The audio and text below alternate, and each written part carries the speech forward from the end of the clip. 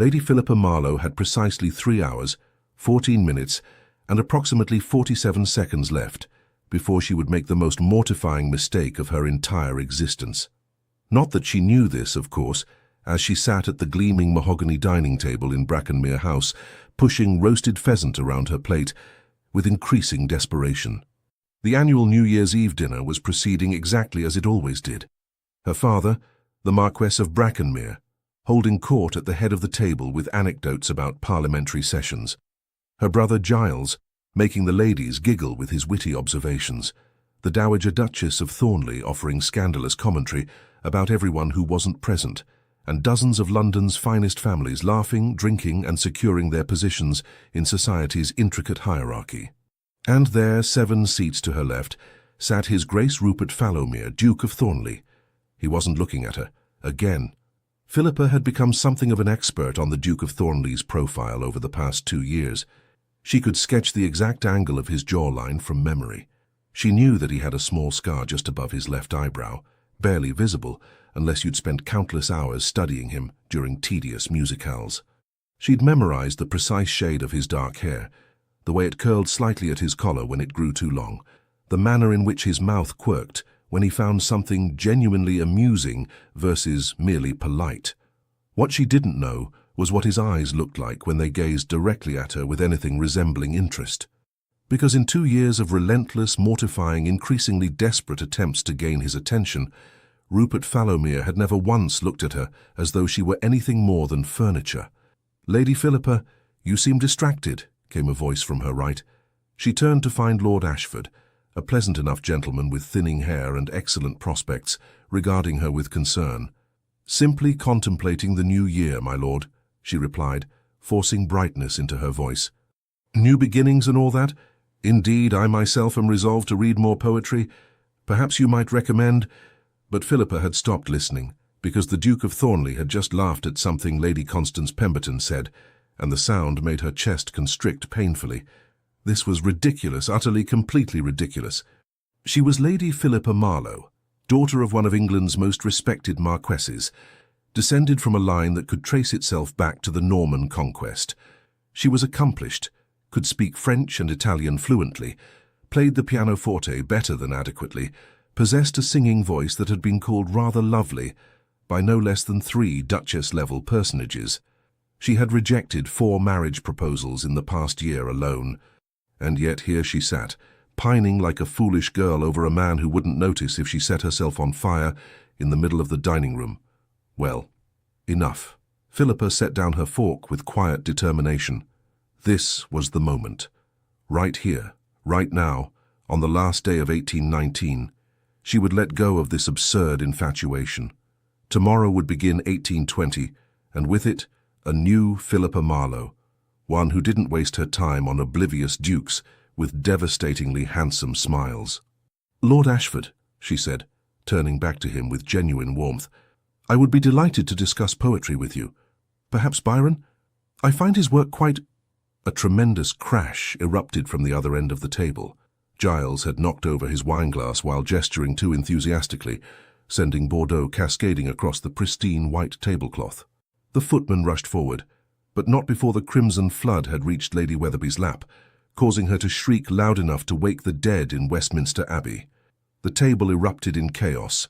Apologies, laughter, servants rushing about with cloths, Lady Weatherby insisting she was quite all right, while simultaneously appearing on the verge of fainting, and Giles looking absolutely mortified. Through it all, Philippa noticed with grim satisfaction the Duke of Thornley hadn't glanced in her direction even once. Perfect, absolutely perfect confirmation that she was making the right decision. 2 hours later, after the disaster had been cleaned up, the ladies had withdrawn, and the gentlemen had rejoined them for cards and conversation, Lord Thaddeus Marlowe, Marquess of Brackenmere, made an announcement. "The hour grows late," he declared in his booming, jovial voice. "Far too late for safe travel to town. I must insist that several of you remain as our guests for the night. The Duke of Thornley, naturally. Your Grace, we've prepared the blue guest chamber for you. Lord and Lady Weatherby, after tonight's unfortunate incident with the wine, I absolutely insist. And Sir Edward, you mentioned your carriage had a loose wheel. I won't hear of you risking the journey." Philippa felt her stomach drop. The Duke of Thornley, staying overnight. In the blue guest chamber, which was directly adjacent to her own rooms, she told herself this changed nothing. She'd already decided to abandon this foolish pursuit. What did it matter if he slept 20 feet away versus 20 miles? "How kind of you, Brackenmere," the Duke said, rising and offering a polite bow. "I accept with gratitude." His voice was exactly as Philippa remembered, rich, warm, with that slight roughness that made her think of velvet dragged across stone. She hated how much she loved it. The Dowager Duchess of Thornley, who was not staying overnight but would depart shortly for her own London townhouse, approached Philippa with a knowing smile. "My dear girl," she said quietly, "you've been staring at my son all evening like he's the last slice of cake at a garden party." Philippa felt heat flood her cheeks.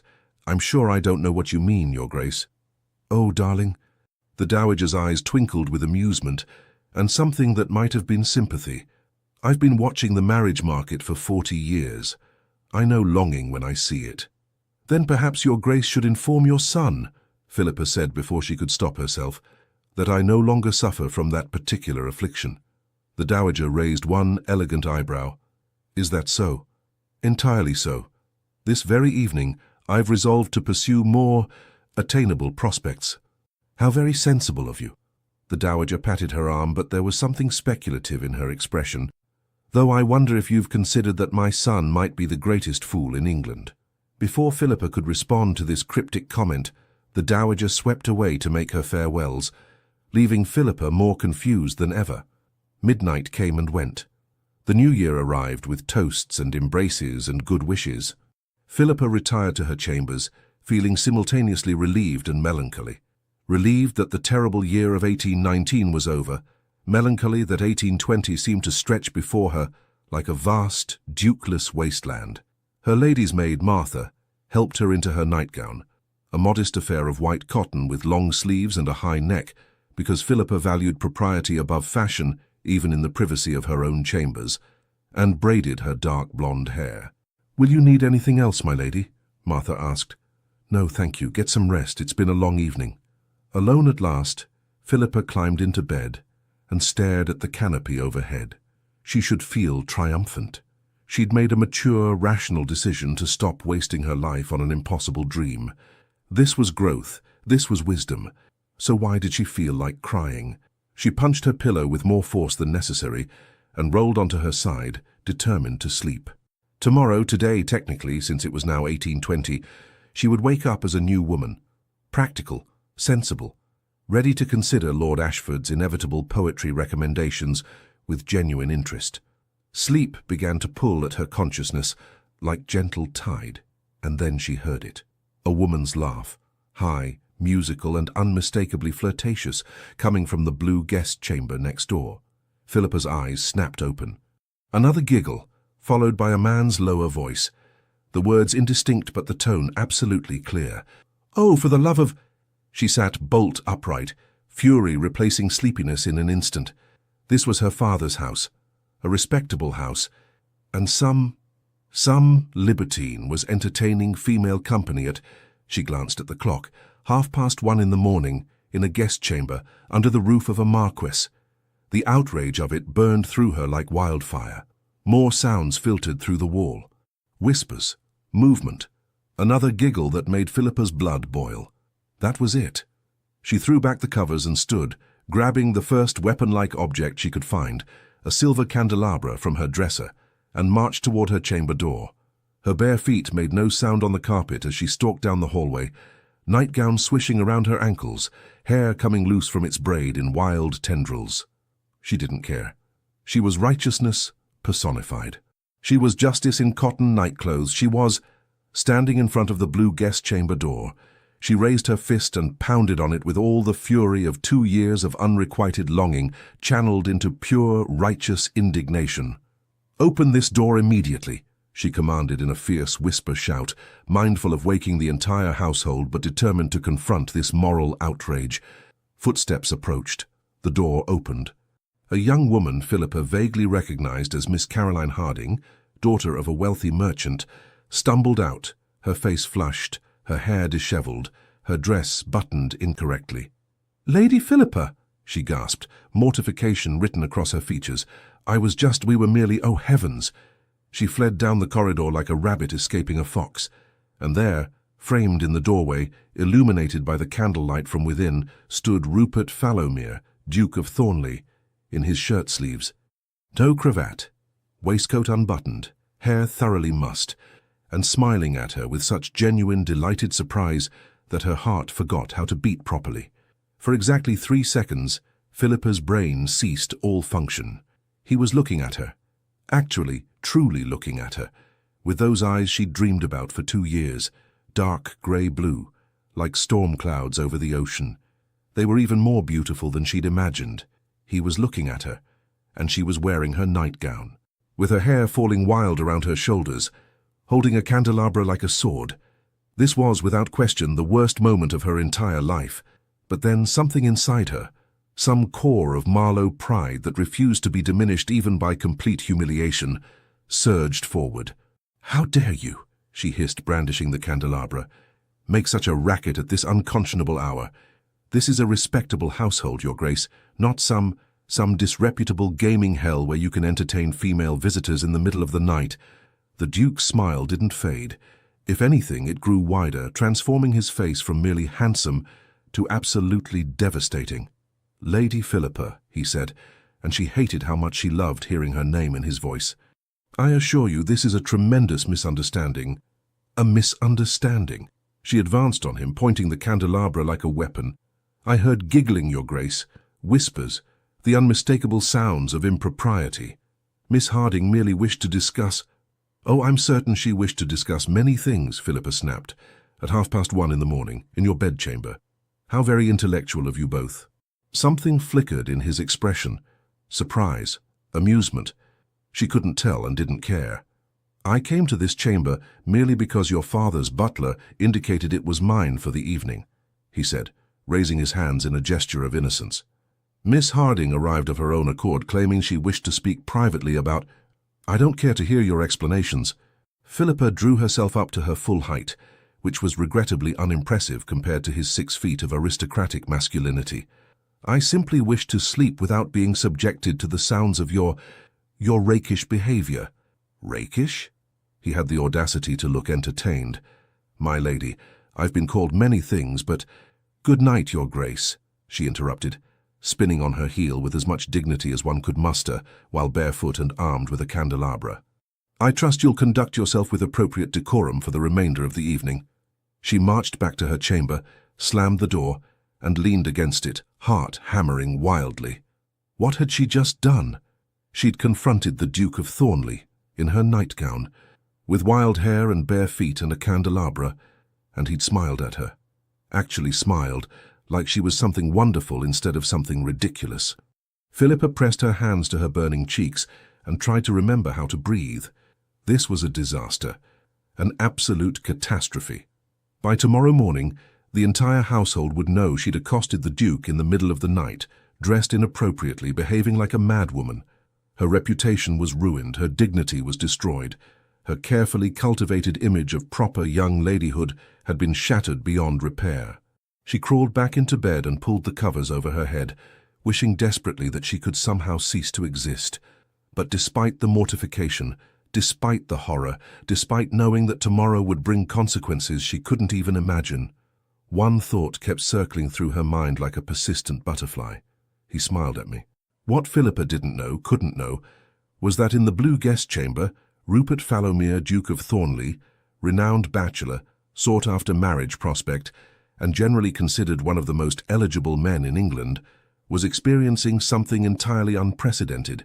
He was falling desperately, completely, irrevocably in love, with a woman brandishing a candelabra in her nightgown, hair wild like a Valkyrie, eyes blazing with righteous fury, with Lady Philippa Marlowe, who had just made it abundantly clear that she thought him an absolute scoundrel. Rupert sat down on the edge of the bed and started laughing. Not polite, restrained laughter, but genuine, uncontrollable mirth that shook his entire frame. This was going to be interesting. Philippa woke to bright January sunlight streaming through her windows and the immediate, crushing recollection of the previous night's events. She groaned and buried her face in her pillow. It hadn't been a nightmare. She had actually confronted the Duke of Thornley in her nightgown, with a candelabra, while wearing nothing but a cotton nightdress and righteous indignation. "Good morning, my lady," Martha said cheerfully, entering with a pitcher of warm water. "Happy New Year." "There is nothing happy about it," Philippa mumbled into the pillow. "My lady?" Philippa sat up, resignation settling over her like a heavy cloak. "Martha, I need you to be completely honest with me. How extensive is the household gossip about last night's incident?" Martha's carefully neutral expression told her everything she needed to know. "That bad?" Philippa asked weakly. "Well?" Martha set down the pitcher and busied herself selecting a morning dress from the wardrobe. "The night footman mentioned to the head footman that he saw you in the corridor. The head footman mentioned it to Mrs. Henderson, who mentioned it to Cook, who mentioned it to me. Miss Harding's maid apparently found her crying in her room, claiming she'd been discovered in a compromising position, and that you were wielding a weapon." Philippa closed her eyes. "Wonderful. Absolutely wonderful. Though to be fair, my lady, most of the staff think it's rather admirable that you confronted His Grace about the noise. Mrs. Henderson said, and I quote, 'Good for Lady Philippa, standing up for decency in her own home.' That was something, at least. Small comfort, but comfort nonetheless. What dress would you prefer, my lady? The blue muslin or the green?" "Something that makes me invisible," Philippa muttered. "Do we have anything that renders one completely unnoticeable?" "Sadly, no. But the green brings out your eyes quite nicely." Philippa submitted to Martha's ministrations with the air of a condemned prisoner preparing for execution. Her hair was dressed, her gown was fastened, her appearance was rendered perfectly acceptable for a young lady of quality. None of it could hide the mortification burning in her cheeks. "You'll face it beautifully, my lady," Martha said softly. "You're a Marlowe. We don't hide from scandal. We stare it down. Martha, you're not a Marlowe. I've worked for your family since I was 14, my lady. I'm practically a Marlowe in spirit." Despite everything, Philippa smiled. "Thank you. I shall attempt to channel my ancestral courage." She descended the main staircase with her head high and her stomach churning. Voices drifted from the breakfast room, her father's booming laugh, Giles's lighter tones, the murmur of remaining overnight guests, and one voice that made her steps falter. The Duke of Thornley, still here, still in her house, probably telling everyone about the madwoman who'd attacked him with decorative lighting. Philippa paused outside the breakfast room, gathered every scrap of dignity she possessed, and walked in. 7 pairs of eyes turned toward her. "Philippa!" Her father rose from his seat with evident delight. "Happy New Year, my dear. Come, join us. We've been discussing the most extraordinary thing. His Grace has just informed us that he's decided to extend his stay in the country." Philippa's eyes flew to the Duke, despite her best intentions. He was watching her with that same expression from last night, warm, amused, and something else she couldn't quite identify. He stood, offering her a proper bow. "Lady Philippa," he said, "good morning. I trust you slept well after the commotion last night?" The room went silent. Even the clinking of silverware ceased. Philippa felt her face flame, but she held his gaze. "Quite well, Your Grace. Once the disturbances ceased, of course. My deepest apologies for any inconvenience." His tone was perfectly polite, but his eyes were dancing with suppressed laughter. "I assure you it won't happen again." "How very reassuring." "Please, Philippa, sit." Her father gestured to the empty chair, which was, naturally, directly across from the Duke, because the universe clearly enjoyed her suffering. His Grace was just explaining that he wishes to conduct some business with our local tenants regarding new farming techniques. Fascinating stuff, really. Who knew drainage systems could be so compelling? "Who indeed?" Philippa murmured, accepting the cup of tea a footman poured for her. "And of course," Giles added with barely contained glee, "we couldn't possibly let His Grace stay at the inn. Dreadful place. So Father has invited him to remain here at Brackenmere for the fortnight." Philippa's hand jerked, slosing tea into her saucer. "A fortnight," she repeated faintly. "Unless Lady Philippa objects." The Duke raised one eyebrow, challenge clear in his expression. Every eye in the room turned to her expectantly. She was trapped, absolutely, completely trapped.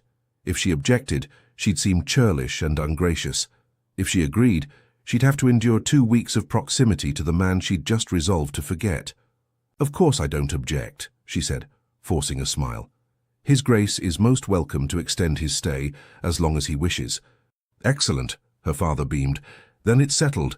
Now who wants more kippers?" The meal proceeded with agonizing slowness.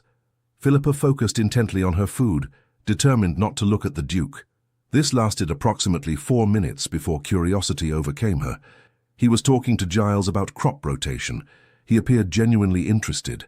His hands moved expressively as he spoke, well-formed hands with long fingers and a small scar across his right knuckle.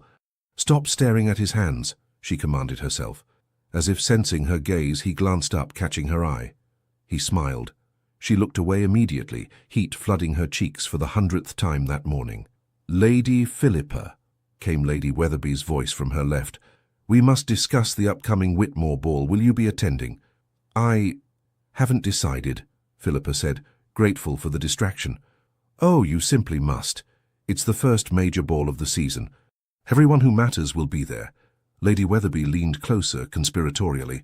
"Between you and me, I heard that Lord Ashford plans to propose to someone there, though who the fortunate lady might be remains a mystery." Philippa felt rather than saw the Duke's attention shift toward their conversation. "How romantic," she said politely. "Indeed. Although—" Lady Weatherby's eyes gleamed with gossip. "There are rumors about a certain Duke engaging in rather scandalous behavior last evening. Something about entertaining a young lady in his chambers? Of course, I told everyone that such tales must be wildly exaggerated." The table went silent again. Philippa wanted to crawl under it and die. "Indeed," the Duke said smoothly, his voice carrying just enough edge to silence any further speculation. "Wildly exaggerated. Miss Harding merely wished to retrieve a book she'd left in the drawing room. She'd been informed incorrectly that it had been placed in my chamber. I directed her to the library instead.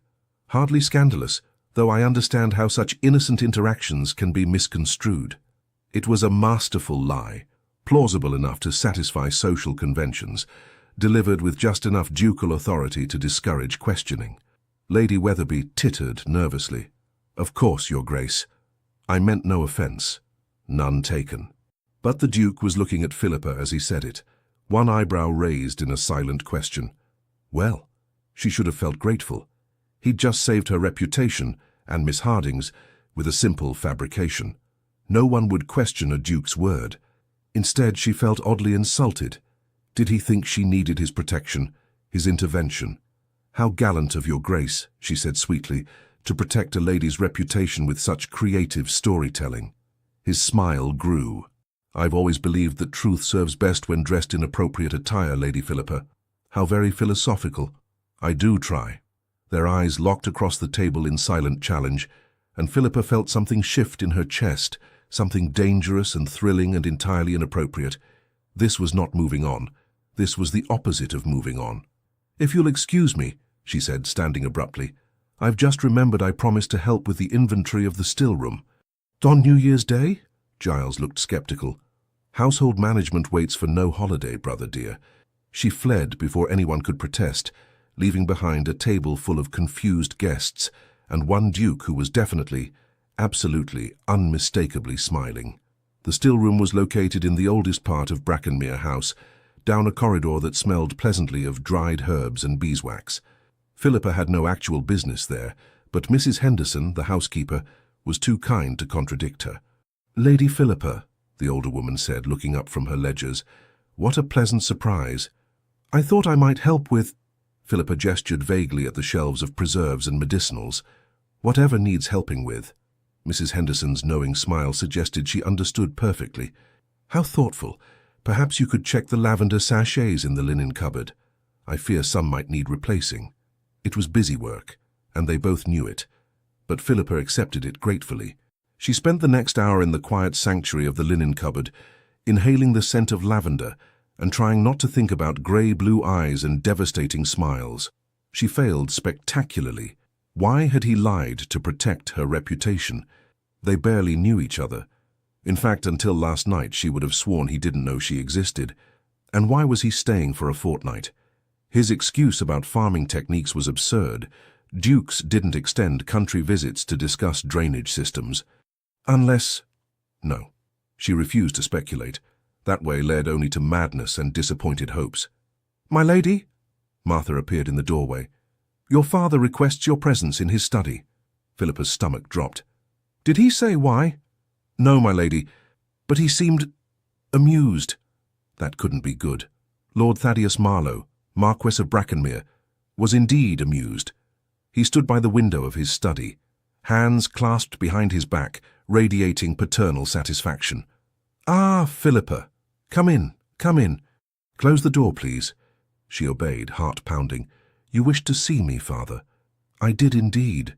He turned to face her, eyes twinkling. "I've just had the most interesting conversation with the Duke of Thornley." Philippa's throat went dry. "Oh, he's requested permission to call upon you." The world tilted sideways. "Call upon me," she repeated stupidly. "Specifically, he wishes to take you driving tomorrow afternoon, weather permitting. He was most insistent. Said he wished to become better acquainted with our family." Her father's smile grew. "Particularly with you." "But why?"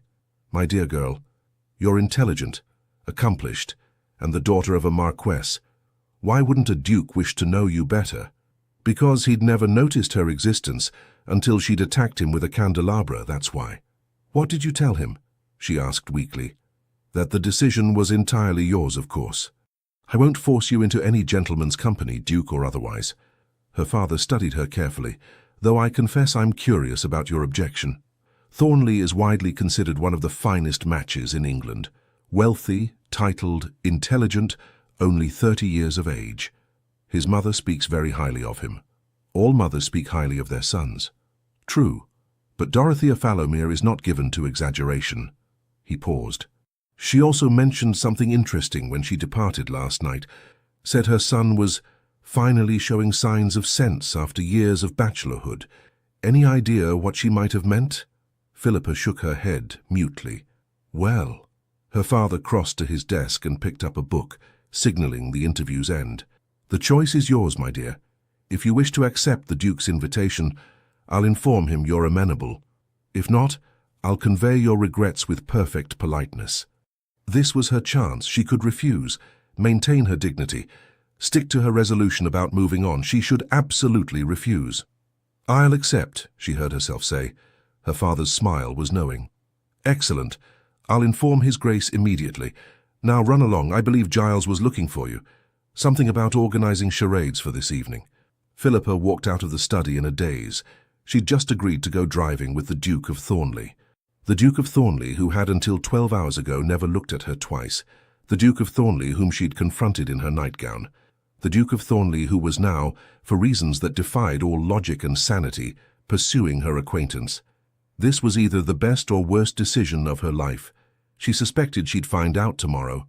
That evening's charades proceeded exactly as charades always did in the Marlowe household, with excessive competitiveness, theatrical flourishes from Giles, and her father making increasingly obscure references to parliamentary procedure that no one understood.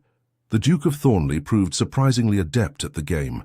When it was his turn, he acted out Romeo and Juliet with such dramatic flair that even crusty old Sir Edward laughed. Philippa tried to focus on her own performance, a creditable rendering of Pride and Prejudice, but found her attention constantly drifting to the Duke. He caught her looking, again, and smiled, again. She was beginning to suspect he was doing it deliberately. When the game concluded and guests began retiring for the evening, Philippa made her escape toward the stairs. "Lady Philippa!" She froze, recognizing his voice. Slowly, she turned. "Your Grace." He approached with that easy, confident stride that probably came from being a duke since age 22. "I wanted to thank you for agreeing to drive with me tomorrow." "I'm sure I don't know what you mean." "I agreed to allow my father to inform you that I was amenable." Slightly different. His lips twitched. "My apologies for the semantic imprecision." "Accepted." They stood in the corridor, absurdly formal after the previous night's encounter. Philippa became acutely aware that they were alone, that the candlelight made his eyes look almost navy, that he smelled faintly of sandalwood and something else she couldn't identify. "May I ask you something?" he said quietly. "You may ask." I make no promises about answering. Fair enough. He studied her face with disconcerting intensity. Last night, when you came to my door, wielding that candelabra like Boadicea charging into battle, were you truly that outraged about the noise?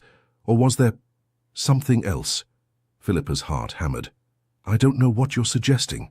I'm suggesting, he said, stepping infinitesimally closer, that perhaps you were already awake, already unable to sleep, and the noise provided a convenient excuse to do something impulsive.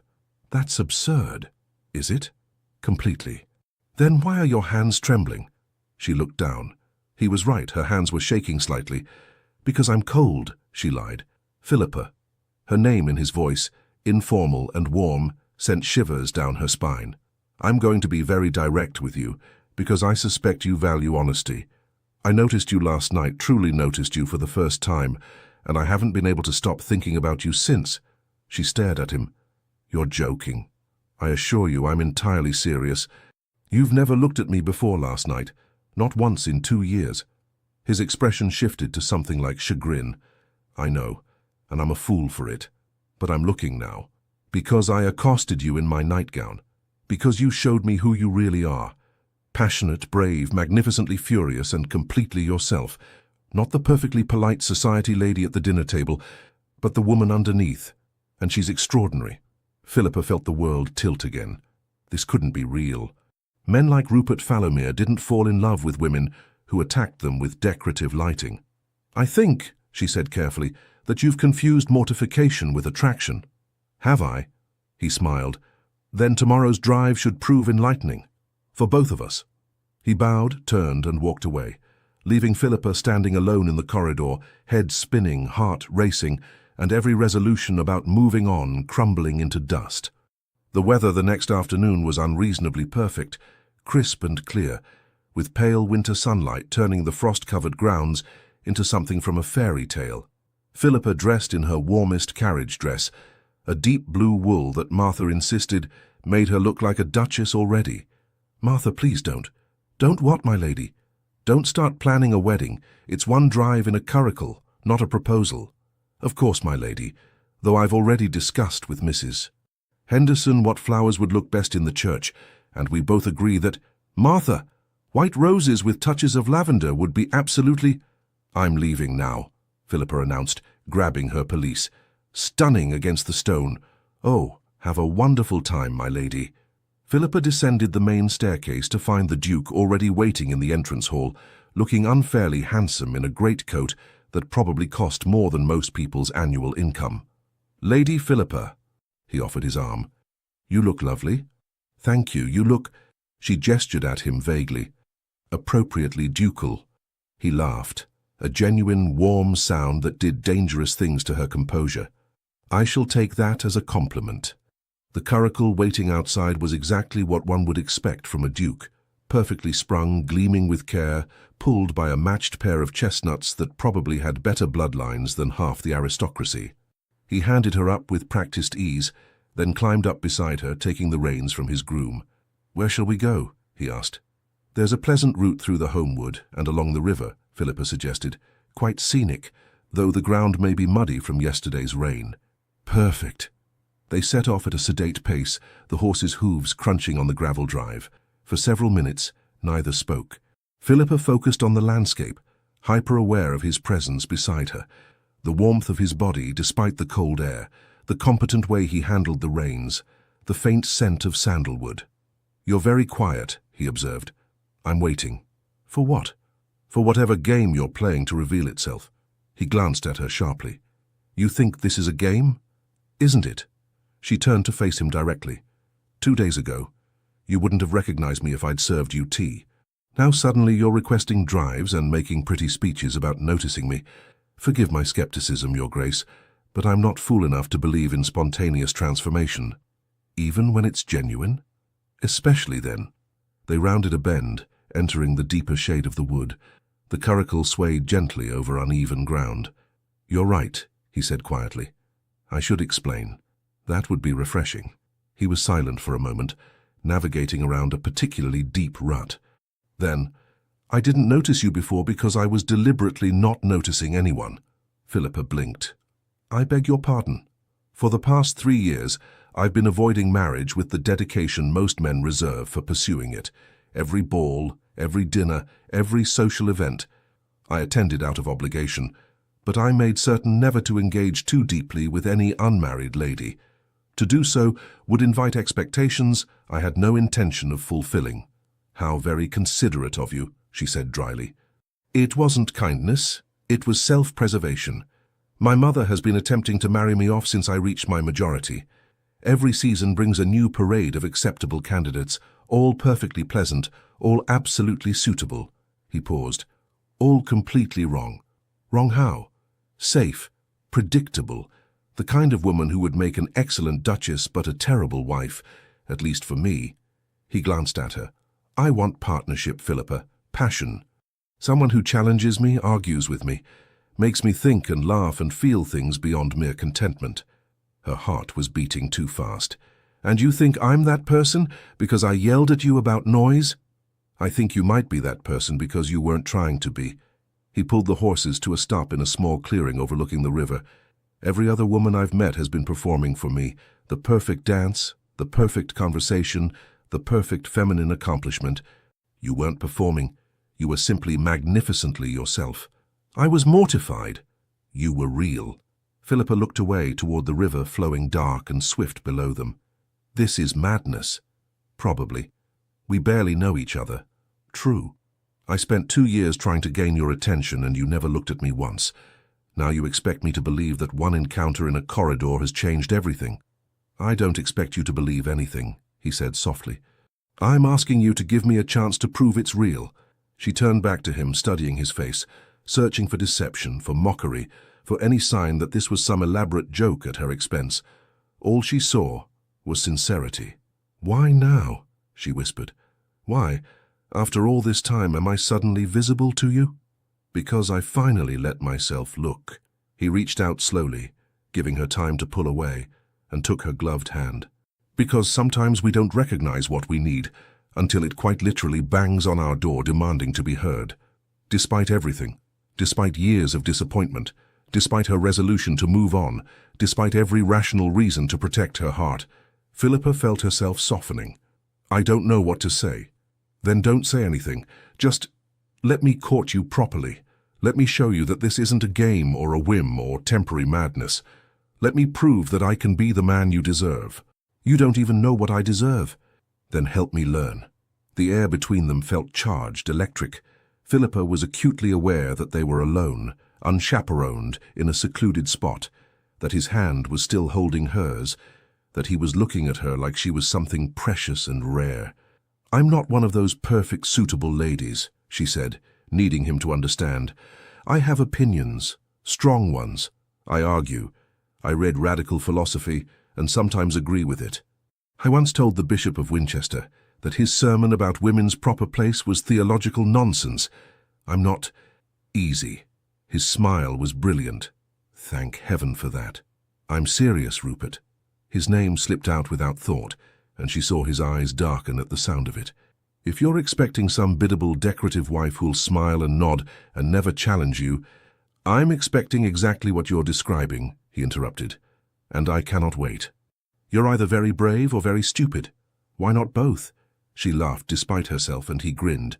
"There," he said triumphantly.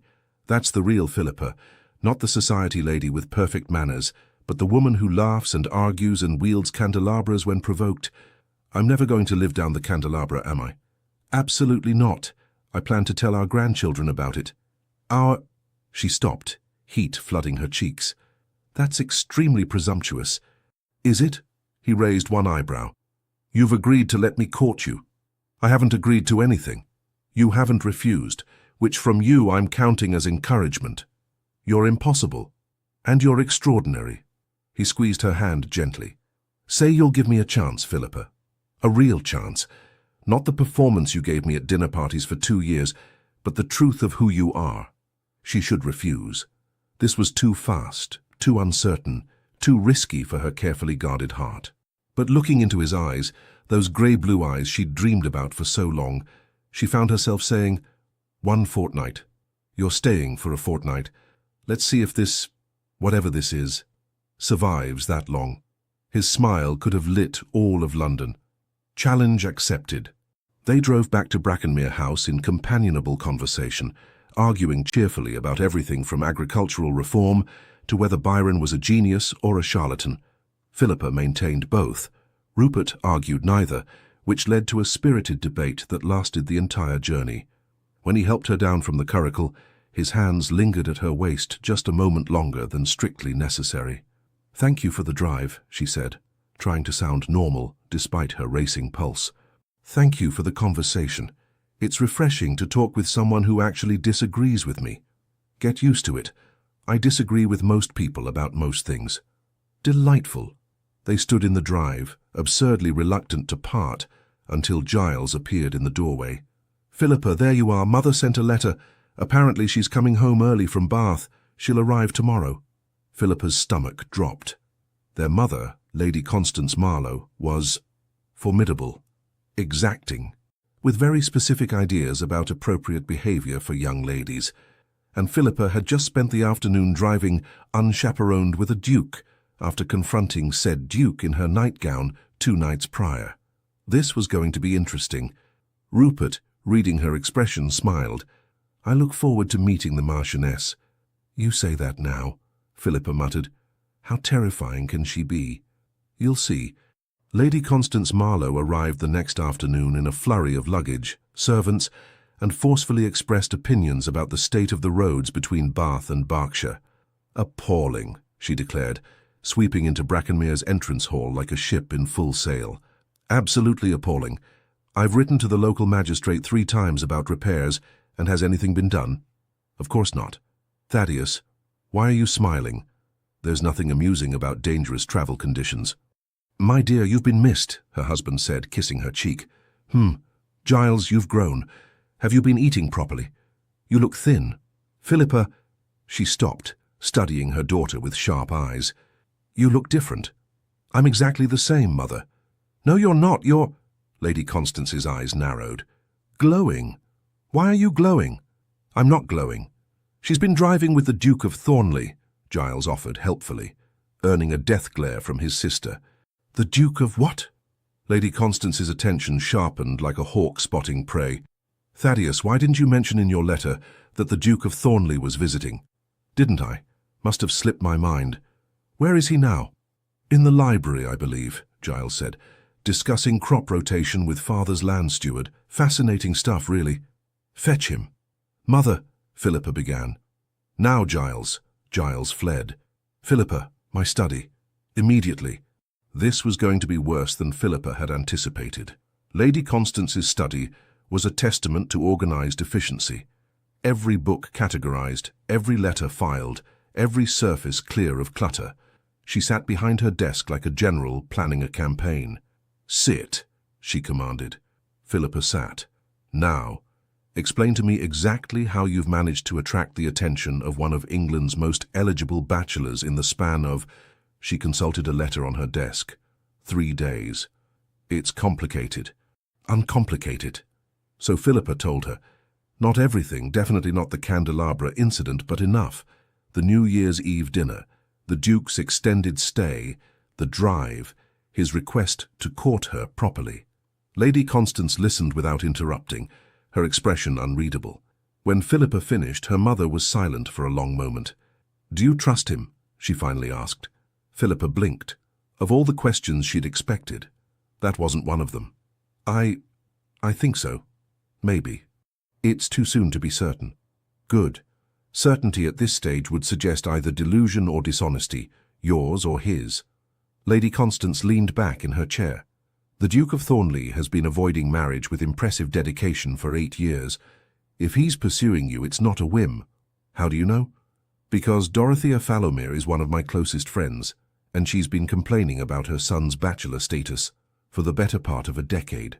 If he's finally showing interest in someone, she would have mentioned—" Lady Constance stopped, a strange expression crossing her face. "Actually, she did mention something. In her last letter, said her son had finally met his match, and that she'd never seen him so thoroughly entangled." "Entangled?" Her exact word.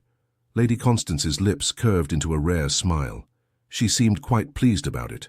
A knock sounded at the door. "Enter," Lady Constance called. Giles appeared, looking nervous.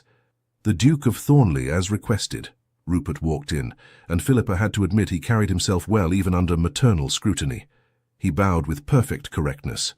"Lady Brackenmere, a pleasure to finally make your acquaintance. Your husband has spoken of you often." "Has he?" It wasn't a question. Lady Constance studied him with the intensity of a scientist examining a particularly interesting specimen. "I understand you've been spending time with my daughter. With your permission, I would like to continue doing so." "Why?" The blunt question would have flustered most men. Rupert didn't even blink. "Because she's the most remarkable woman I've ever met, and I believe we could make each other genuinely happy. Based on 3 days of acquaintance. Based on recognizing in 3 days what I should have seen years ago." Lady Constance's expression didn't change, but something in her eyes softened fractionally. "My daughter is not a prize to be won, Your Grace. She's a person with her own will, her own mind, and her own future to determine. I'm aware, and I have no intention of winning her, only of convincing her that I'm worth the risk of trying." Silence stretched between them. Philippa held her breath. "Very well," Lady Constance said finally. "You may continue your courtship. Under proper supervision, of course. No more unchaperoned drives." "Mother!" Philippa protested. "Philippa, you are the daughter of a marquess, and he is a duke. Society will be watching every interaction with vulture-like intensity. We will give them nothing to discuss except the proper progression of a respectable courtship." She was right, of course. Philippa knew it, even if she hated it. "I understand completely," Rupert said, "and I appreciate your allowing me the opportunity. Don't thank me yet. I'm a far more rigorous judge of character than my husband. If you disappoint my daughter, you'll answer to me. I wouldn't dream of disappointing her. See that you don't." Lady Constance waved a dismissive hand. "Now, both of you out. I have correspondence to attend to." They escaped into the corridor, Giles following behind. "Well," Rupert said, once they were safely out of earshot, "your mother is terrifying. I warned you. Also, magnificent. I can see where you get it from." Philippa felt warmth bloom in her chest. "Careful, Your Grace, flattery won't work on me." "Who said I was flattering? I'm simply stating observable facts. You're impossible. And you've already said that twice. You'll need new insults if we're to spend the next fortnight together." "Challenge accepted." Giles groaned. "Please tell me you're not going to spend 2 weeks flirting via argument. Because I'll have to witness it, and I may expire from second-hand embarrassment." "Then don't watch," Philippa suggested sweetly. "This is my house too." "Actually, it's Father's house," Rupert pointed out. "Technically, neither of you has ownership." "I'm leaving," Giles announced. "Both of you are insufferable together." He stalked away, leaving them alone in the corridor. "Your brother makes an excellent point," Rupert said, turning to her with that devastating smile. "We are rather insufferable together. Is that a bad thing?" "Not even slightly."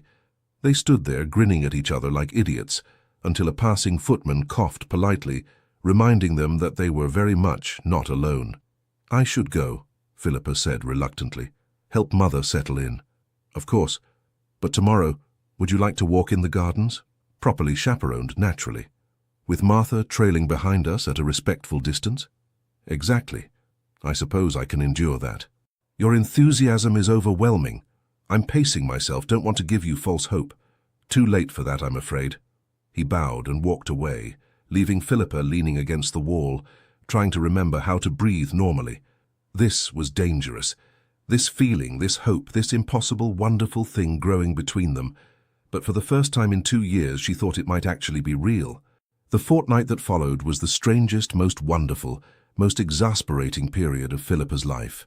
True to Lady Constance's decree, all interactions with the Duke were rigorously chaperoned. Walks in the garden featured Martha trailing 10 paces behind. Conversations in the drawing room occurred under her mother's watchful eye.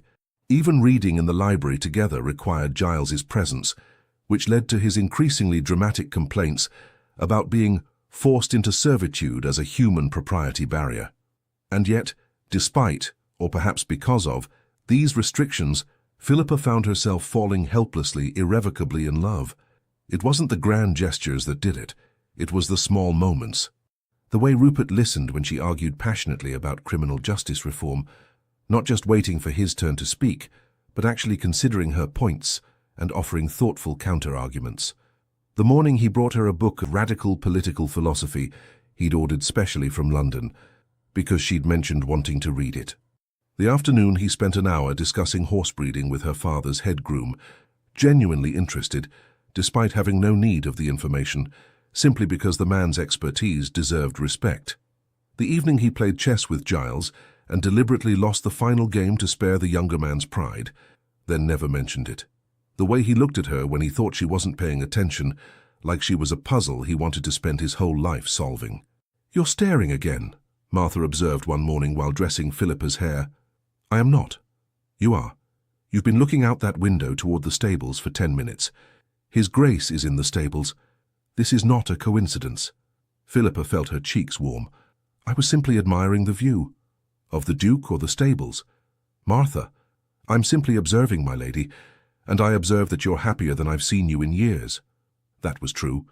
Despite the chaos of her emotions, despite the uncertainty, despite knowing that all of this could end badly, she was happy. Terrifyingly, wonderfully happy. On the 10th day of Rupert's stay, the Dowager Duchess of Thornley arrived unexpectedly.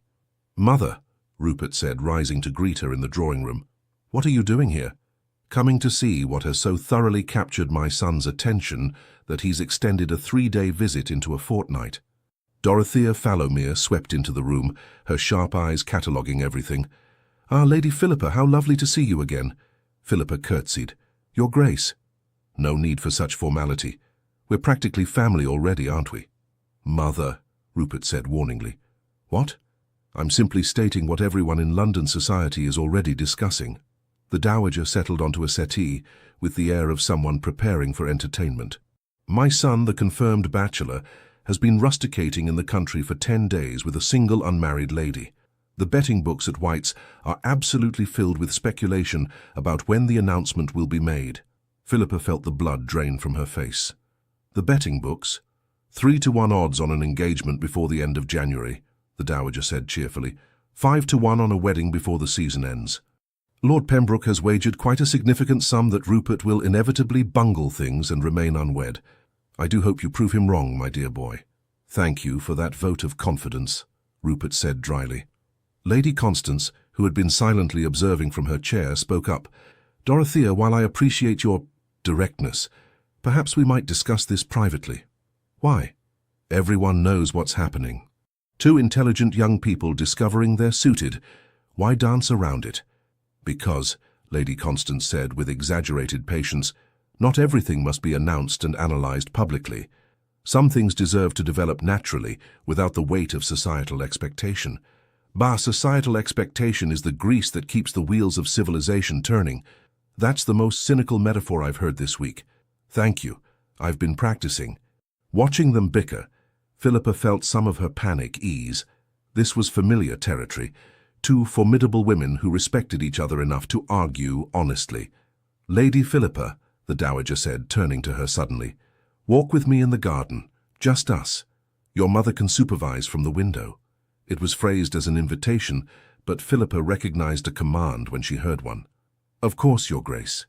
They walked in silence for several minutes, the Dowager's pace surprisingly brisk for a woman of her years.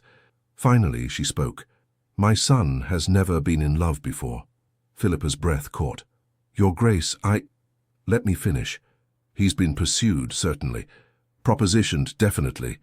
Women have thrown themselves at him with all the subtlety of a cavalry charge. Some were after his title, some his wealth, some simply the bragging rights of catching England's most eligible bachelor." The Dowager paused beside the frost-covered rose bushes. "None of them wanted him, not really. They wanted what he represented. I'm not—" "I know you're not. That's why I'm here." The Dowager turned to face her fully. "You accosted my son in your nightgown, brandishing a candelabra and shouting about propriety. It was the least calculated, least strategic, most genuinely yourself thing any woman has ever done in his presence, and he fell for you like a stone dropping down a well." Philippa felt tears prick her eyes. "I spent 2 years trying to get him to notice me. I know, Constance told me. You did everything right. Perfect manners, perfect accomplishments, perfect presentation, and he never saw you because you were performing instead of being. The dowager smiled. The irony, of course, is that the moment you stopped trying was the moment you succeeded. So what do I do now? Whatever you want. But know this. If you accept him, you'll be getting a stubborn, occasionally infuriating, deeply principled man who will drive you mad at least 3 times a week. He's also loyal to a fault, generous without expectation of return, and capable of loving with a depth that will probably terrify you. It already does, Philippa admitted. Good.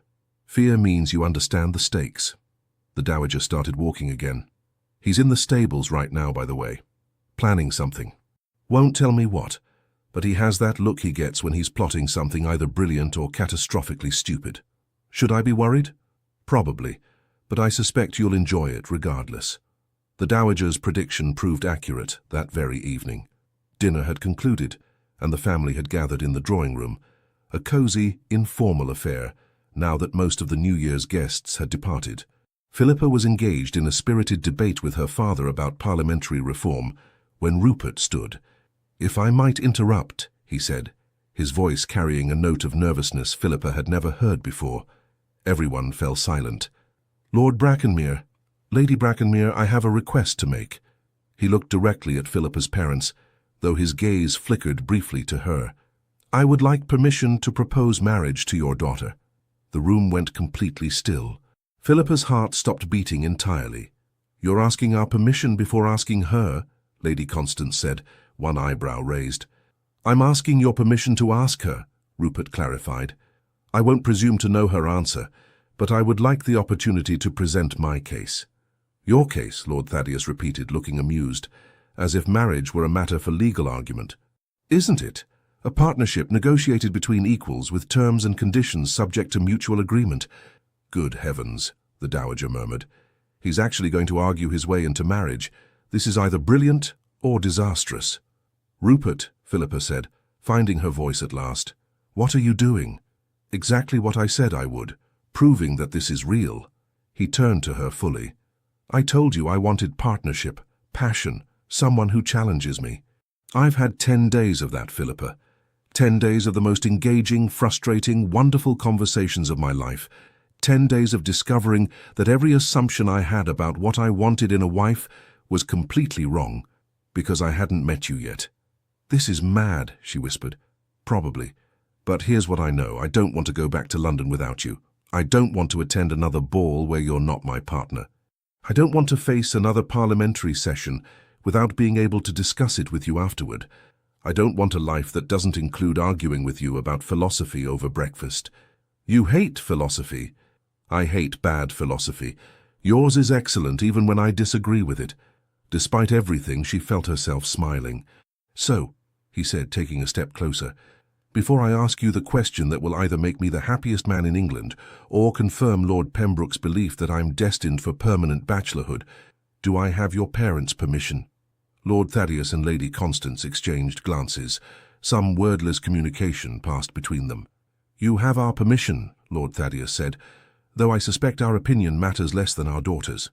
"It matters," Rupert said quietly. "Family matters, which is why I wanted this to be done properly." He crossed to Philippa, dropped to one knee right there in the drawing room, with her entire family and his mother watching, and took her hand. "Philippa Marlowe," he said, his voice steady despite the vulnerability in his eyes. "Will you marry me? Will you argue with me about politics and philosophy? Will you challenge me when I'm being stubborn? Will you let me try, every single day, to deserve the extraordinary gift of your partnership?" She looked down at him. This man who had been invisible to her for so long, then suddenly, startlingly visible. This duke who had fallen in love with her not despite her passionate, argumentative nature, but because of it. "I have conditions," she said. His lips twitched. "Of course you do. I won't stop reading radical philosophy just because you're a duke, and it might be politically inconvenient." "Agreed. I won't stop arguing with you even in public if I think you're wrong. I'm counting on it. I want to be involved in the management of your estates. Real involvement, not decorative consultation. Our estates, and absolutely yes. I'm not interested in being a perfect duchess. I'm interested in being an effective one, which means I'll probably offend people. I'll help you offend them. She felt tears gathering, but they were happy ones. "You're supposed to be discouraging me from making unreasonable demands." "There's nothing unreasonable about any of that. It's exactly who you are and exactly who I want you to be." "Then yes," she said, the word coming out half laugh, half sob. "Yes, I'll marry you." He surged to his feet, pulled her into his arms, and kissed her, properly, thoroughly, in front of her parents and his mother and Giles, who made gagging sounds that everyone ignored. When they finally broke apart, both breathless, the dowager was dabbing her eyes with a handkerchief. "About time," she declared. "I've been waiting 8 years for this boy to find some sense." "Sense had nothing to do with it," Rupert said, not taking his eyes off Philippa. "This was complete madness from start to finish." "The best kind of madness," Philippa agreed. "The absolutely correct kind of wrong," he added. And then he was kissing her again, and she was kissing him back, and somewhere in the background her mother was discussing wedding dates with the dowager, and her father was opening champagne, and Giles was complaining that nobody had asked his permission. But none of it mattered because Philippa Marlowe, who had spent 2 years trying to catch a duke's attention and finally succeeded by giving up entirely, was exactly where she belonged. In the arms of a man who loved her, not for her perfect manners or her strategic accomplishments, but for the wild, passionate, argumentative woman she'd been too afraid to show him. Until one winter night, when she'd confronted him in her nightgown with a candelabra and accidentally started the greatest love story of her life, 6 months later. The wedding of His Grace the Duke of Thornley and Lady Philippa Marlowe was, by all accounts, the event of the season. The ceremony at St. George's, Hanover Square, was attended by half of London society, including Lord Pembroke, who had lost his bet and paid up with surprisingly good grace. The bride wore white roses and lavender, exactly as Martha and Mrs. Henderson had predicted. The groom couldn't stop smiling like a complete fool, according to his best man, Giles, who had ultimately forgiven the couple their insufferable behavior. During the wedding breakfast, the Dowager Duchess gave a toast that had everyone laughing. "To my new daughter-in-law," she said, raising her glass, "who taught my son that the best partnerships are built on honesty, passion, and the occasional threat of violence via decorative lighting. May you argue happily for the next 50 years. Later, as they prepared to depart for their wedding journey, Rupert pulled Philippa aside. "I have something for you," he said, producing a wrapped parcel. She opened it to find a silver candelabra, beautiful, ornate, and clearly expensive. "So you're never unarmed again," he explained, grinning. She laughed so hard she had to sit down. "You're ridiculous. And you love me anyway." "Against all logic and reason, yes. The best kind of love. The absolutely correct kind of wrong." He kissed her soft and sweet, then whispered against her lips, "Happy. Devastatingly so." And she was. This woman who had once thought happiness meant catching a duke's attention, now knew it meant something infinitely better.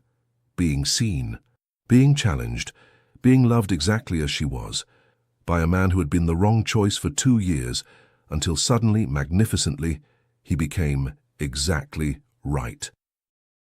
The end. Thank you so much for staying with us until the end of this story. If Lady Philippa's fiery courage and the Duke's heartfelt transformation touched your heart, we invite you to like, comment, and share this video with someone who loves a good romance. Please consider subscribing to our channel and supporting us from the bottom of your heart, so we can continue bringing you even more stories full of love, redemption, and stunning twists of fate. And don't go just yet. Another emotional story from our channel will appear right at the end. Click it and be swept away by yet another unforgettable journey. Thank you for being here. The Legends of Love team.